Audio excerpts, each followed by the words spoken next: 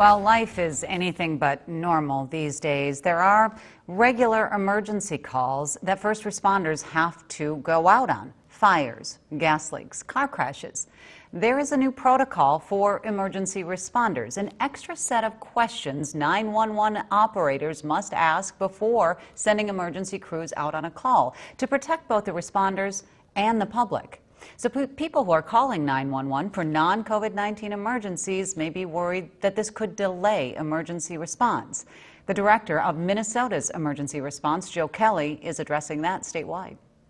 That first responders are concerned about what they are responding to, and they want to make sure that they can respond with the right people and be properly protected so they can deal with whatever problem the person is calling and asking for help with, while still protecting first responders. But I will follow up with the emergency communications network and ask what they are seeing from the 911 centers. Matt Maas, who is the Emergency Management Director in Dodge County. Matt, when I talk to you, it's usually about something severe weather related, whether it's flooding or tornadoes. Now we are talking about calls coming into 911. There is a new protocol for the 911 dispatchers and questions that they have to ask people who call in. Talk to me about that. There is, yes. We've got implemented a policy here a couple weeks ago in response to the current pandemic situation, where we're ensuring that we're getting the best possible information for our public safety responders. The public safety response that we have is still continuing. We're not stopping services, of course, but we are changing the way it looks a little bit. When somebody calls 911, asks for a public safety response, whether it's a fire alarm, whether it's a gas leak, whether it's a medical emergency or a traffic crash, whatever that might be, our 911 dispatchers are doing some screening with those callers, and some of the questions they ask them is, do you have a fever? Have you or anybody in your home had a fever? Do you or anybody in your home have a persistent cough, respiratory illness signs or symptoms?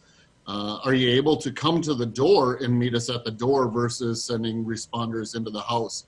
We're going to ask them about shortness of breath, difficulty breathing, those kind of things. And a big part of why we're gathering that information right away is, as we've seen on local and national news, personal protective equipment, PPE, is in short supply. And we're no exception to that. So we want to make sure that we're educating our public safety responders with this information about the call prior to them getting there, so they can make the proper choices on if they want to or should wear that PPE as they're approaching the home, as they're responding to that emergency, whatever that situation is, or do they not need it based on this call type. Somebody calls 911 in an emergency, seconds absolutely matter. So with that said, any concern that while dispatchers are getting that information, we're losing some valuable time? That's a great question, Betsy. I'm glad you asked that, because that is always the fear. And sometimes a caller will say to us, well, just get somebody coming, just get help on the way. And we're not slowing that process down. There's multiple 911 dispatchers. In Dodge County, we always have at least 2 911 dispatchers on duty. And while one is taking that information and asking you those questions, the other dispatcher is starting that public safety response. So they're paging out that fire department or EMS service or law enforcement. They're getting them on the way. So we're not delaying our services. We're just taking a little additional time during that response to gather some very valuable information.